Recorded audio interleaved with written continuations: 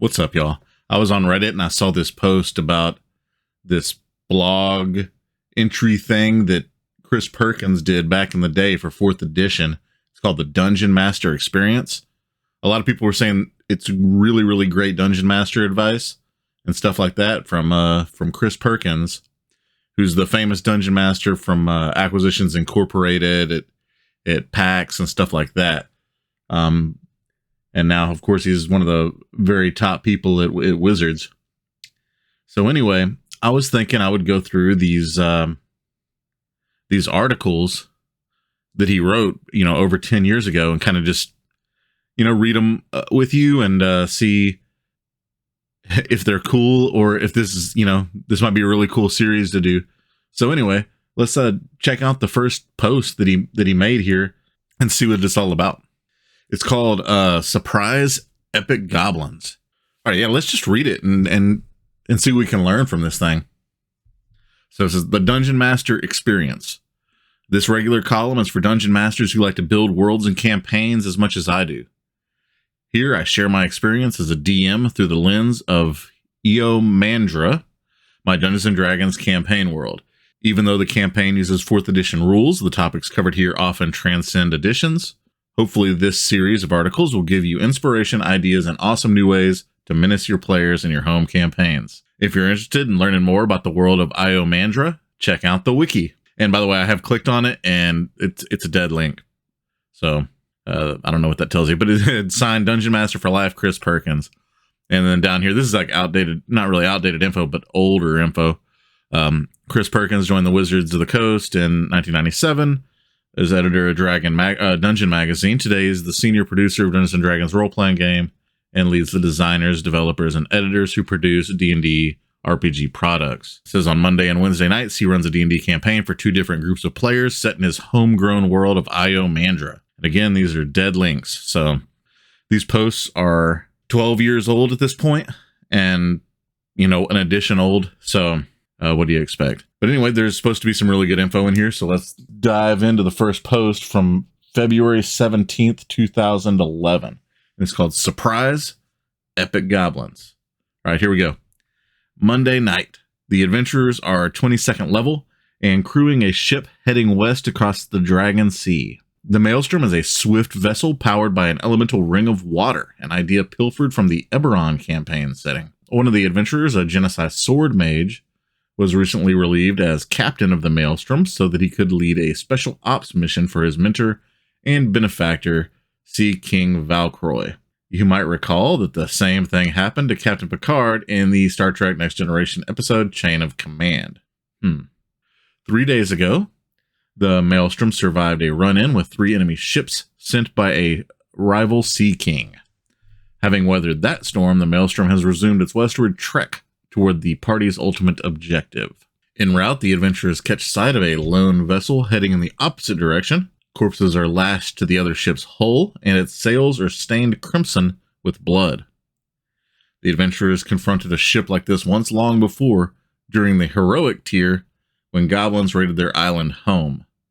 Clearly, this blood-sailed vessel belongs to the kingdom of Sanghor, a savage island nation of goblins, far to the west. That's right, goblins at level 22, no less. Our heroes would have been inclined to leave Goblin ship alone, but for 2 reasons. First, the party's ranger spots a cage being dragged alongside the Goblin ship at sea level. Within the cage, sees a prisoner struggling to stay above the water. Second, the ship is openly plying the trade lanes and is clearly a threat to passing trade ships. The noble heroes decide to storm the ship and rescue the caged prisoner. What ensues is a rollicking shipboard battle against an enemy the heroes never expected to fight at their level. All right, let's check this out. Let's see what he has to say about all this. All right, reasons for the encounter. This Goblin ship encounter was meant to provide context for the larger campaign world.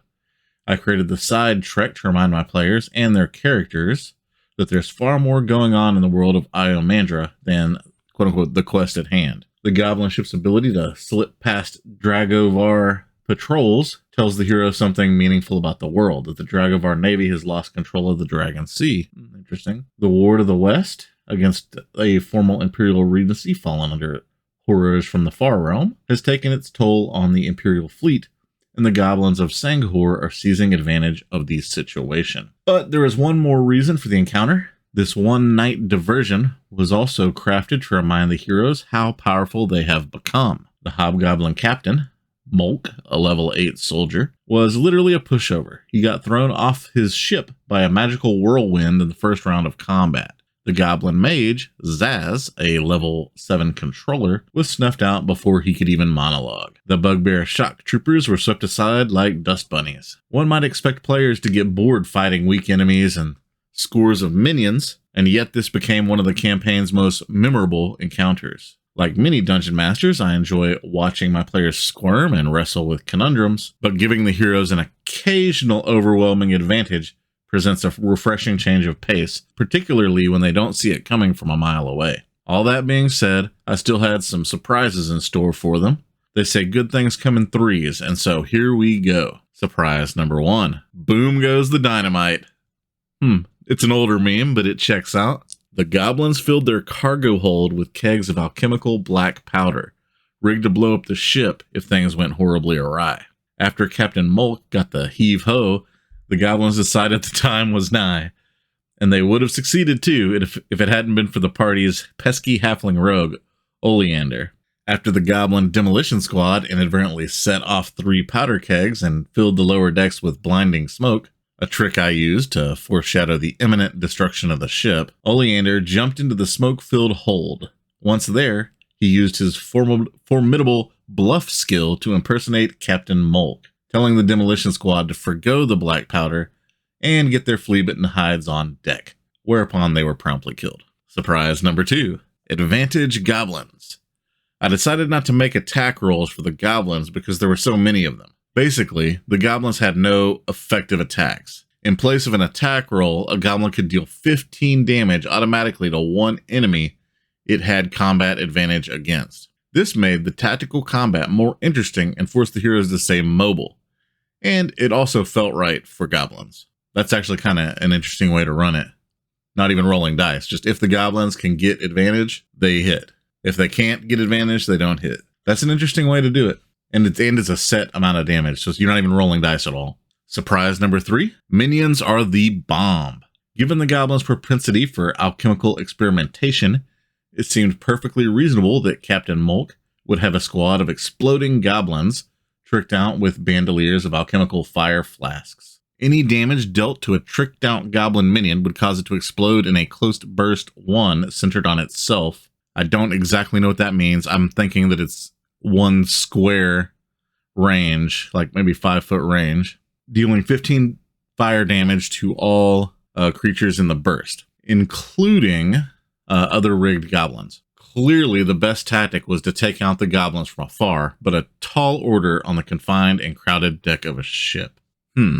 That's actually very interesting. So it would cause the players, A, to not ever allow a goblin to get advantage on you, or it's going to do 15 damage, or B, you got to stay away from these exploding goblins. Even if they just run up on you, they're going to hit you. All right, let's keep it going. All right. By the end of the session, the heroes had not only dispatched the goblins, but also rescued the caged prisoner who, it turns out, was first mate of another ship that the goblins had attacked and plundered. Naturally, he presented the heroes with a quest to transport his ship's stolen cargo safely back to the raft town of Anchordown, and thereby earn the favor of another Sea King. One can only speculate what might happen to the heroes in the course of completing this seemingly straightforward side quest. Lessons learned from Chris Perkins. In any case, here's what I learned from the goblin encounter. Number 1, never underestimate the appeal of kicking ass. Players need to feel particularly powerful once in a while, particularly at high levels. Yep. Then number 2, if you want your campaign world to feel like a living, breathing place, let the players encounter things below their level. And number 3, even low-level monsters can surprise the heroes with clever tactics and a never-say-die attitude. Just consider the history of asymmetrical warfare. Don't be afraid to use them, particularly as minions, and don't be afraid to mess with their stats. Until the next encounter. Well, I think that was pretty cool. I guess let me know in the comments if you want to, continue with this series. I probably will for a while, I just like reading these and I might as well record it while I'm reading, you know what I mean? So anyway, if you made it to the end of the video, go ahead and throw a like and whatever, the YouTube stuff. Have a good one. and maybe I'll record the next one tomorrow or something. Later.